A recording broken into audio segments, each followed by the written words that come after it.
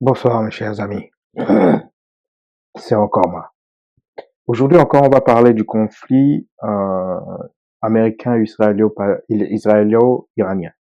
Donc les États-Unis, Israël, leurs alliés contre l'Iran. Parce que je vais vous clarifier une chose, les gens cherchent partout pourquoi les Américains ont décidé d'attaquer l'Iran. Et je me suis posé la question aussi. Et j'ai été surpris hier durant ma réflexion, mon moment de réflexion et d'analyse des patterns, de voir que la raison est beaucoup plus simple qu'on le pense. Beaucoup plus simple. Parce que ce qui m'a frappé, c'est que je ne pouvais pas croire que les Américains aient pu commettre la bêtise de tuer l'ayatollah Khomeini. Sachant que l'ayatollah Khomeini représente une figure qui incarne Dieu pour une branche de l'islam qui est pratiquée par plus de 100 millions de personnes. Pour une religion qui est très axée sur tout ce qui vient de Dieu. Pour une religion qui a une faction extrémiste très active. Je ne pouvais pas croire que c'était juste un oubli et que la décision de la battre ait pu être prise par accident. C'est pas possible. Compte tenu des enjeux, compte tenu du risque de fanatisation du conflit et des répercussions à travers le monde sur tout ce qui est citoyen américain, tout ce qui est citoyen israélien. Parce que les répercussions ne vont pas juste s'arrêter sur les soldats américains. Plus aucun citoyen américain présentement sur la planète n'est en sécurité. Plus aucun citoyen israélien sur la planète n'est en sécurité. Ou encore, à tort, des membres de confession juive qui n'ont rien à voir avec ça. L'administration américaine est certes incompétente, mais militairement, elle doit encore avoir des stratèges extrêmement compétents. Que ce soit des stratèges pour la paix ou des stratèges pour la guerre, vous devez comprendre que l'industrie militaire américaine est extrêmement compétente. Pas par acquis théorique, mais par l'excès de pratique. Mais j'ai tenu compte de ce qui s'est passé au Venezuela, du discours face au Mexique, au Canada. Bref, de l'avertissement américain à tous les pays sur le continent américain. Ça m'a frappé. J'ai aussi pris en compte la façon très simpliste de Donald Trump d'aborder les choses. Je dirais plus simplet, parce que simpliste dénote une certaine réflexion, une certaine cohérence. Mais la façon plus simplette de Donald Trump d'aborder les choses, que ce soit au niveau économique sur les tarifs, que ce soit au niveau de l'immigration, que ce soit au niveau de l'immigration, etc. Et pouf, ça m'a frappé. Une alternative de réponse à tout ce bordel, au pourquoi de tout ce bordel. Ça m'a frappé à quel point la réponse pouvait être aussi bête et simple.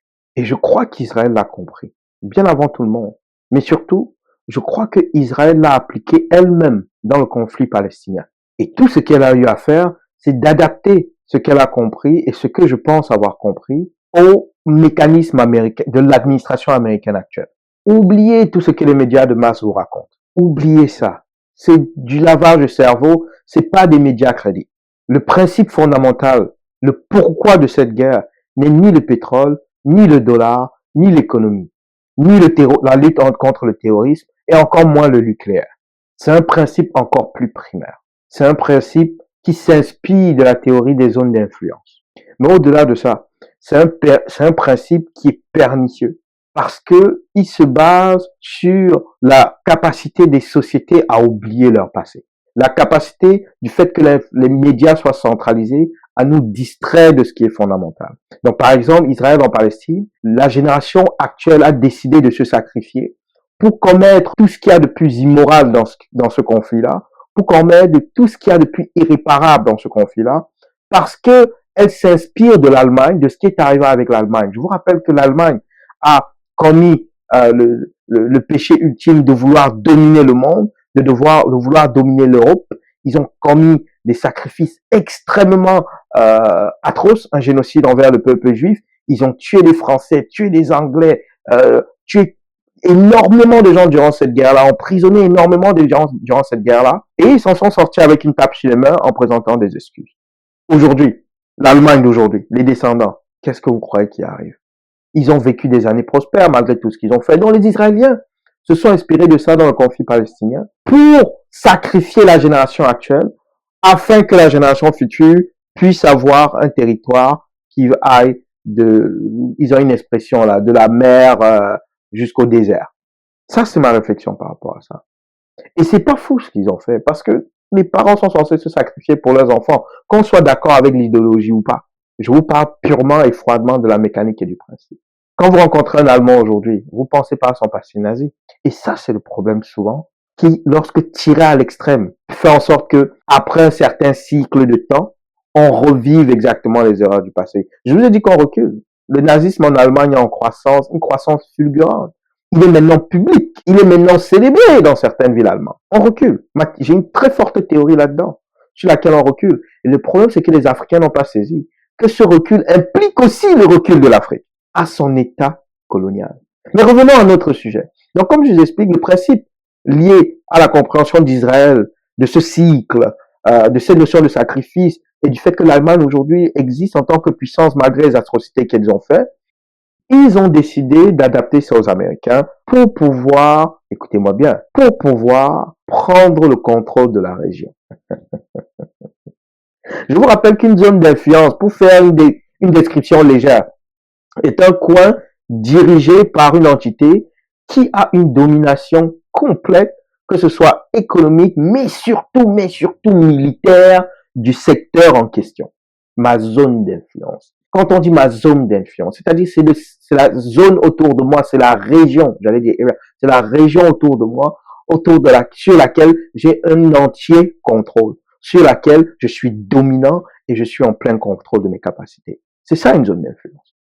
Alors, quelqu'un à Washington et à Tel Aviv a pris la carte du monde et l'a divisée en zones d'influence. Alors, la zone d'influence américaine par défaut, c'est le continent américain. Moi, je l'appelle ça des zones d'influence primaires. C'est le continent américain. La zone d'influence primaire au niveau de la Chine, c'est l'Asie de l'Ouest, donc son secteur, l'Asie nord-ouest, son secteur. Ça inclut Taïwan, Vietnam et autres. Le Japon a sa petite zone d'influence sur les îles japonaises et les îles très proches d'elle, d'accord? Mais elle est faible, elle est faible. Donc, cette section de l'Asie-là est très fragmentée. Il y a le grand dominant qui est la Chine, mais vous avez aussi la Corée du Sud qui est comme une sorte de petit îlot. Moi, j'appelle ça un petit village gaulois. Vous avez le Japon qui a un grand contrôle au niveau de la mer, puis ça se limite à ça. Les Russes ont une zone d'influence qui s'est réduite malheureusement et qui va continuer à se réduire parce que je prédis une implosion de la Russie aussi. Alors, les Russes qui ont leur zone d'influence en Europe de l'Est et qui se battent pour l'agrandir, les Européens ont principalement leur zone d'influence en Europe de l'Ouest et vous allez me poser la question, et l'Afrique dans tout ça? Mais l'Afrique, en fait, c'est la zone d'influence à se partager. Il y a un accord tacite entre toutes ces puissances, c'est que l'Afrique, c'est un gâteau qui se partage, incluant le Moyen-Orient et l'Asie du Sud-Est. Ce sont des zones de partage qui vont se partager entre les grandes puissances à un moment donné où ils auront décidé qu'il est temps de faire la paix. Donc, présentement, chacun se bat pour pour sécuriser sa zone d'influence primaire et agrandir sa zone d'influence secondaire, qui est externe à la zone où il réside. Donc, en réalité, si je pars sur cette analyse-là, l'objectif de cette guerre, la raison de cette guerre, c'est de s'inspirer de ce qui s'est passé durant la Première Guerre mondiale et du succès que les Américains ont eu durant la Première Guerre mondiale. Les Américains n'ont pas eu du succès durant la Première Guerre mondiale parce qu'ils étaient puissants. Ils l'étaient, mais leur succès ne vient pas de leur puissance. Leur succès ne vient pas de leur bravoure. Le succès des Américains, en grande partie, quand vous analysez la dynamique des choses, vient simplement du fait que l'Europe s'était autodétruite, ce qui les mettait en dessous des États-Unis. Comment vous expliquer? C'est comme si vous avez quelqu'un qui est éternel troisième. On va prendre un exemple bête, qui est éternel troisième. Et subitement, le premier et le deuxième à la course. Le premier et le deuxième se blessent. Et le troisième devient premier et gagne la médaille d'or. C'est ce qui est arrivé aux Américains. Et c'est ce que je crois que les Israéliens ont compris et que certains stratèges généraux, colons et impérialistes américains ont compris. Alors, ce qui veut dire quoi? C'est que pendant que l'Europe s'était autodétruite, d'accord? Parce que on parle de guerre mondiale, mais en réalité, c'était d'abord avant tout une guerre européenne. Et vous allez voir comment on rentre exactement dans la même dynamique. C'était avant tout une guerre régionale européenne.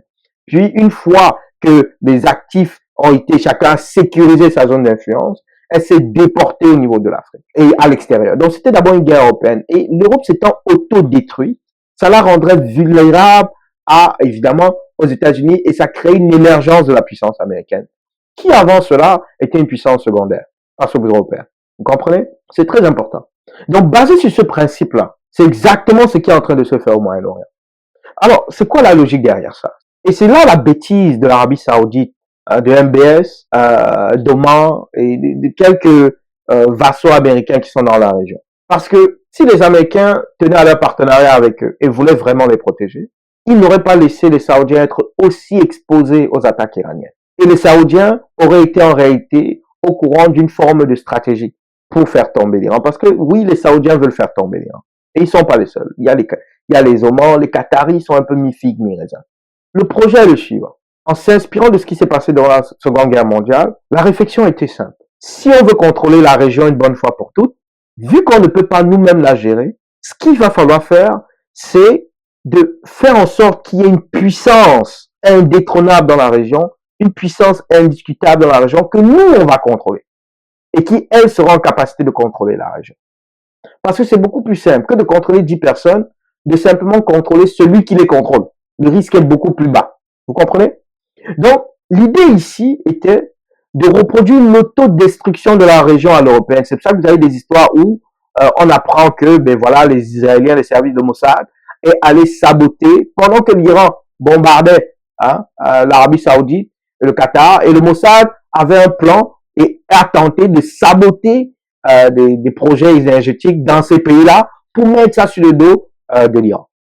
Donc le but ici, très très très clair, c'est de déstabiliser complètement la région jusqu'à la Turquie. Parce que gardez une chose en mémoire, il y a 3 grandes puissances au Moyen-Orient. Il y a Israël qui est la première puissance, il y a l'Iran qui est la puissance équivalente, et il y a les Turcs qu'on néglige souvent, qui est la 3e puissance. Peut-être on la néglige souvent parce qu'elle fait maintenant partie de l'OTAN, mais c'est un acteur majeur et clé dans le secteur. Et ayant commencé la destruction de l'Iran, d'accord, avec une riposte iranienne dans le secteur, dans les environs, puis sachant que ça aurait été ça rentrait dans les options la riposte iranienne, parce que quand vous y pensez bien, les Américains et les Israéliens attaquent l'Iran. L'Iran ne peut pas attaquer les USA. L'Iran ne peut que bombarder Israël et les intérêts américains dans ces régions-là. Gardez une chose, les gens parlent d'intérêts américains, mais c'est faux. En réalité, toute base militaire américaine est une fraction du territoire américain. C'est pour ça que les Iraniens ont d'abord ciblé les bases militaires aériennes et ensuite ciblé les ambassades américaines. Je dis aériennes, mais américaines. Parce que ce sont des bouts de territoire américains.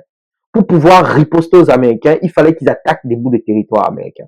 Et ils ont commencé seulement à attaquer des villes saoudiennes et autres lorsque les Saoudiens ont commencé à intercepter, donc les empêcher d'attaquer le territoire américain. Donc le discours saoudien de dire qu'ils se font attaquer initialement n'est pas vrai. Parce que c'est une attaque envers des bases militaires américaines qui sont des territoires américains et non saoudiens diplomatiquement.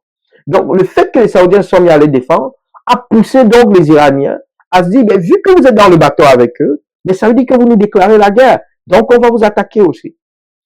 Ce qui allait répondre et satisfaire aux besoins américano-israéliens de débuter une sorte d'autodestruction de la région. Donc c'est très important. Pourquoi et là vous allez voir des diplomates iraniens qui commencent à vous expliquer que la Turquie aussi devrait être attaquée. Alors, en créant cette autodestruction-là, rappelez-vous l'exemple d'une course où le premier et le deuxième se blessent et le troisième devient champion. Ça fait en sorte qu'on détruirait les économies de chacune de ces régions-là. Le vrai fantasme même, c'est que définitivement, par exemple, en Iran, et vous allez voir, ils vont commencer à commettre des crimes de guerre. Les Israéliens et les Américains, ils vont commencer à commettre des crimes de guerre, poussant les Iraniens à faire la même chose. Donc, c'est-à-dire que les Israéliens et les Américains, par exemple, vont commencer à s'attaquer aux réserves d'eau iraniennes. Barrages, réserves d'eau, etc. Et les Iraniens vont riposter en attaquant les usines de désalinisation saoudiennes, qui représentent 65% du besoin d'eau des Saoudiens. Les deux pays ont des problèmes d'eau. L'Iran, c'est à cause de la sécheresse. Les Saoudiens, il n'y a pas d'eau. Il n'y a quasiment pas d'eau dans le sol saoudien.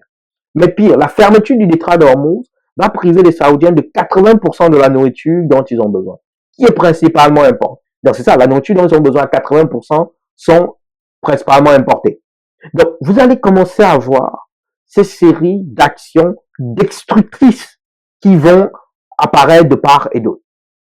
Encore une fois, à la sortie de tout ce bordel, l'Arabie Saoudite, dont la population est à 80% minimalement faite d'étrangers, va se déserter. Ce qui va créer un effondrement catastrophique de l'économie saoudienne, qui est basée, elle, à plus de 20% sur l'immobilier et les investissements. Je vais même, là, je suis conservateur, à 30-40% sur l'immobilier et les investissements étrangers. Personne ne veut rester dans un secteur, dans une ville, dans un pays qui est insécure, de peur de tout le temps recevoir un missile iranien. Donc, l'économie saoudienne va s'effondrer. Il y a des forces en Arabie Saoudite qui ne rêvent que de ça. Parce que M. Ben Salman, qui est le monarque actuel dans ce pays-là, il a acquis son trône par la force. Il y a une purge des éléments des anciens de la faction de son cousin ou soutien à son père. Une purge. Mais ces gens ne sont pas morts, ils sont encore là et ils attendaient leur moment. Donc, M. Ben Salman, soit il va partir en exil, soit il va se faire arrêter ou tuer. Son sort est scellé. À partir du moment où les Israéliens l'ont trahi et les Américains l'ont trahi dans ce conflit, son sort est scellé. Donc, l'Israël, en ce moment-là, vient d'en abattre un. La guerre en question, elle va durer, elle va affaiblir l'Iran. Israël en aura abattu un second, puisque eux, ils auront toujours leurs hommes. Les Qataris, vous allez voir, moi, je sais qu'ils sont très sages. Ils vont avoir plus de recul. Ils vont mettre un frein sur leur intervention, quoique l'idéal, les Américains et les Israéliens vont tout faire pour qu'ils soient aussi impliqués. Donc, vous allez voir une série d'attentats dans cette région-là. Et le but ici, c'est de complètement détruire cette région du Moyen-Orient. Idéalement, on veut que ces pays soient fractionnés comme ils ont fait avec les Somaliens ou les Arméniens et les autres, un peu partout où ils veulent détruire complètement la société. Ce qu'ils font, c'est qu'évidemment, ils créent des rébellions pour fracturer le pays et créer des sous-pays, des sous-États indépendants. Et l'objectif, encore une fois, final, c'est que le seul pays coordonné, cohérent de la région soit Israël, qui lui, à ce moment-là, pourra décider de qui se fait bombarder, de qui ne se fait pas bombarder, quelle quantité de pétrole doit sortir, quelle quantité de pétrole ne doit pas sortir. En fait, Israël pourra ainsi facilement contrôler cette région. Par ricochet, les Américains pourront facilement contrôler cette région. Mais il y a des éléments qu'ils ont négligés. Le côté punasse des Iraniens. En tuant l'ayatollah, l'idée c'était d'enflammer la région au complet. Qui a été réussi. Le problème souvent c'est que quand vous sortez le génie de la bouteille, il peut pas rentrer. Parce que l'individu qui a été tué en fait, ce que vous ne comprenez pas, c'est que en réalité il s'est sacrifié. Il aurait pu se cacher. Vous l'aurez jamais trouvé. Ça vous a pris combien d'années? Il y a un chef de guerre palestinien du Hamas qui vous a dépassé de tuer pendant plus de 20 ans. Vous ne saviez même pas où il était, pourtant il vivait là dans la bande de Gaza. Si l'ayatollah voulait se cacher, vous ne l'auriez jamais trouvé. Le but aussi de l'ayatollah, c'était de représenter un martyr. Il a 87 ans. Qu'est-ce qu'il va faire? La meilleure utilité de sa vie, ça a été de se laisser bombarder. Parce que ça donne une raison à ses soldats, ça donne une raison à son peuple, malgré les profondes divergences, de lutter contre l'ennemi, puisque vous êtes allé trop loin. Et Israël le savait, mais les Américains ne le savaient pas. La deuxième des choses, c'est le fait que la Chine va intervenir. Parce que ce que vous devez savoir, c'est que l'idée ici, pour les Chinois, avant de lever la tête, c'est de s'assurer qu'ils ont posé toutes les bases nécessaires à l'envahissement de Taïwan, à une victoire certaine lorsqu'ils vont s'engager, avant d'agir en Iran. Et ils laissent un peu plus le conflit se perdurer pour que les Américains, tout ça, s'affaiblisse en fait. Surtout les Américains, s'affaiblissent, les munitions diminuent, le moral des troupes baisse. Parce que souvent on parle des munitions, mais quand vous avez des troupes qui sont dans une guerre d'attrition, qui sont dans une guerre qu'ils perdent, qui sont dans une guerre à laquelle ils ne croient pas, les déplacer pour les mettre dans une autre guerre est très difficile. Avoir la même motivation à aller dans une autre guerre ailleurs est très difficile. Les Chinois l'ont compris et ils misent là-dessus. Mais ils vont intervenir en Iran parce que les Chinois ne peuvent pas permettre que 40% de leur pétrole soit sous contrôle américain. Ils peuvent pas le permettre. Ils peuvent pas le permettre. Ils peuvent simplement pas le permettre que 40% de leur pétrole soit sous contrôle américain. Ah oui, j'oubliais. Les Américains en ont marre de MBS. Ils veulent réellement se débarrasser de Mohammed Ben Salman. Mais lui, il le sait pas. Mais je vous prédis qu'il n'a pas pour long feu. Je lui donne pas 10 ans à Ben Salman. Je lui donne pas 10 ans. Donc c'est fascinant quand même ce qui se joue là-bas. Et il y a une grande leçon pour l'Afrique. Il y a une grande leçon pour l'Afrique qui regarde tout ça. La plus grande leçon pour l'Afrique qui regarde tout ça, c'est que vous êtes les prochains. Et si dès maintenant vous ne mettez pas des bases et des stratégies pour pouvoir dealer avec ce qui s'en vient, des stratégies pour pouvoir choisir le bon partenaire, comme certains disent, certains vont dire le bon maître. Moi, je préfère le terme le bon partenaire ou le bon protecteur. Ben, vous allez vous entre-déchirer et vos pays respectifs vont imploser. Exactement comme ce qu'ils vont essayer de faire en Iran, en fomentant une rébellion dans plusieurs secteurs du pays. Donc, pensez-y, c'est très fascinant, mais quand on analyse tout ça, quand on regarde tout ce qui se passe. C'est triste parce que il y a des morts innocentes, des milliers de morts innocents. Mais l'idée en réalité des Israéliens et des Américains n'était pas folle. Et en fait, elle est même très très très intelligente. Le problème, c'est qu'elle est mal exécutée à cause de l'arrogance, à cause de la surestimation de leurs capacités. Ce qui fait en sorte que mon pronostic reste le même. Israël et les Américains vont perdre cette guerre. Et le plus grand perdant de l'histoire vont être les Israéliens, les Saoudiens.